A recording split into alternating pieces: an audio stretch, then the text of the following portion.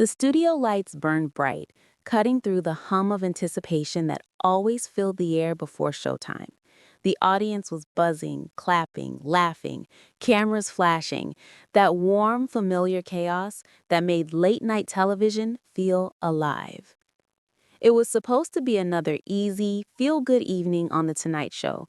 Leanne Morgan, America's favorite Southern storyteller, was the night's guest. Known for her quick wit and unfiltered honesty, she'd spent years making audiences laugh about life, motherhood, and marriage without ever needing to cross a line.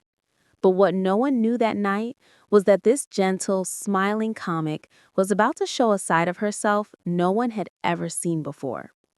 From the moment she stepped onto that stage, the crowd roared.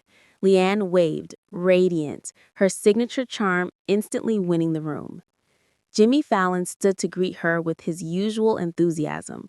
Arms out, grin wide, voice bouncing with that signature late-night energy. Ladies and gentlemen, Leanne Morgan. The applause was thunderous. Leanne took her seat, brushing her hair from her face with a playful laugh. "Well, mercy, y'all are gonna make me cry," she said, her accent like honey. The first few minutes were magic, smooth, comfortable, funny. Jimmy showered her with compliments about her sold-out tour and Netflix success. She joked about her humble beginnings performing for 12 people, and 6 of them were blood relatives, she quipped, earning a wave of laughter.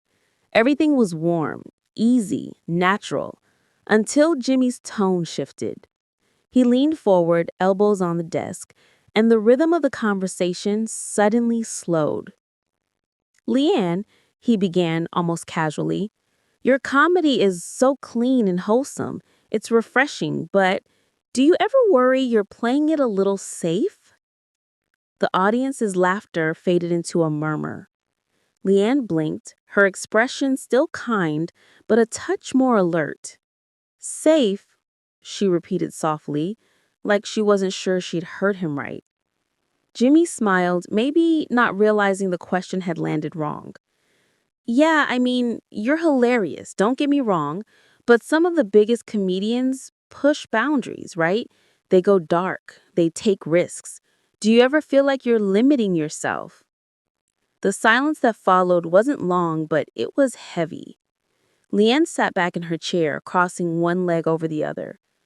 "Well, Jimmy," she said, her voice calm but steady, "I don't think telling the truth about real life is limiting. I talk about marriage, about getting older, about kids who eat me out of house and home. That's not safe. That's just my life." A few chuckles rippled through the audience, but the laughter didn't stick. Jimmy nodded, smiling, but he wasn't letting it go. "Of course," he said quickly, "but comedy's supposed to push buttons too, right? Make people uncomfortable sometimes. Don't you think staying too wholesome maybe keeps you in one lane?" Leanne's eyes flicked toward him, polite, but sharper now. "You think I'm staying in one lane, Jimmy? I think I'm building my own road." The audience murmured, a few claps breaking through the tension. Jimmy grinned awkwardly, not sure whether to laugh or move on. "No, I get that," he said, "but honestly, do you think clean comedy gets the same respect as the edgier stuff? When people think of the greats, they think of risk takers."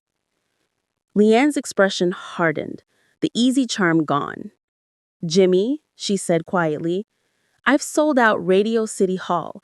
Millions have watched my specials. Respect doesn't come from shock value. It comes from showing up night after night and connecting with people who see themselves in what you say."